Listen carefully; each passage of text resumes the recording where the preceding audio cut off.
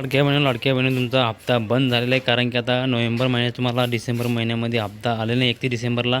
आणि 31 डिसेंबर महिन्याचा जो हप्ता आहे आता तुम्हाला जो आता जानेवारी महिन्यामध्ये दुसऱ्या हप्त्यामध्ये जमा झालेला नाही, कारण की आता जानेवारी महिन्याचा हप्ता बाकी आहे. कारण की बरेच लाडक्या बहिणींना नोव्हेंबर महिन्याचा हप्ता हा जमा झालेला नाही. बरेच लाडक्या बहिणी इथं आंदोलनासाठी सुद्धा उभे राहिले आहे. इथं खूप आंदोलन चालू आहे. बऱ्याच ठिकाणी लाडक्या बहिणी संतप्त झालेल्या आहे की हप्ता का बंद झालेला आहे. लाडक्या बहिणी तुमची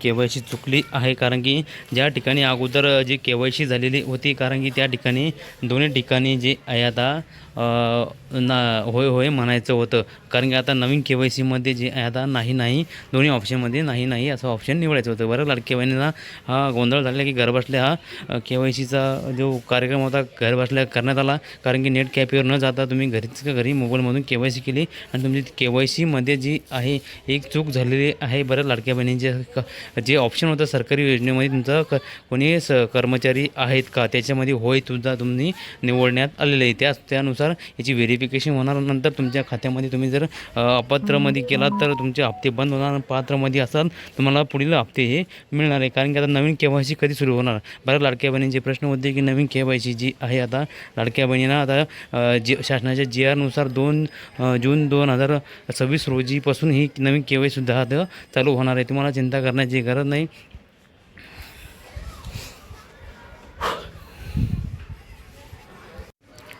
बऱ्याच लाडक्या बहिणींना KYC करून सुद्धा पैसे आले नाही, कारण की त्यांची KYC चुकली किंवा ती अपात्र झाले असा संभ्रम हा मनामध्ये निर्माण झाला. बऱ्याच लाडक्या बहिणींच्या खात्यामध्ये पैसेसुद्धा जमा झालेले, कारण की ज्या लाडक्या बहिणी अपात्र होते त्यांच्यासुद्धा खात्यात पैसे जमा झालेले, कारण की आता हा सरकारचा व्हेरिफिकेशन चालू आहे. कारण की तुम्ही जर जे ऑप्शन निवडले आहे, तुम्ही जर इथं होय केला असेल, सरकारी कर्मचारी तुमच्या घरामध्ये कोणी आहे का, तर तुमचं व्हेरिफिकेशन होणार, त्यांची सूची निघणार, यादी निघणार.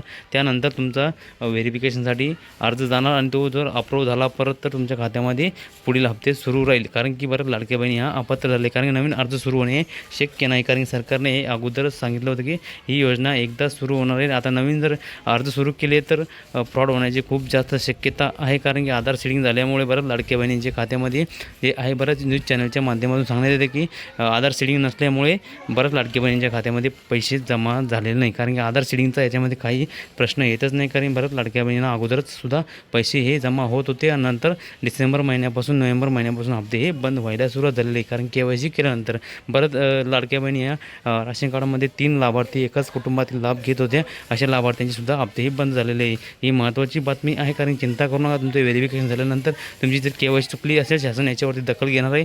दखल घेतल्यानंतर लगेच आपल्या व्हिडिओच्या माध्यमातून तुम्हाला कळवून देईल. त्यासाठी चॅनलवर तुम्ही नवीन आला असाल तर चॅनलला सबस्क्राईब करून ठेवा, जेणेकरून तुम्हाला महत्त्वाचे अपडेट वेळोवेळी मिळत राहील. भेटूया मित्रांनो नवीन माहितीसह नवीन व्हिडिओसह. धन्यवाद.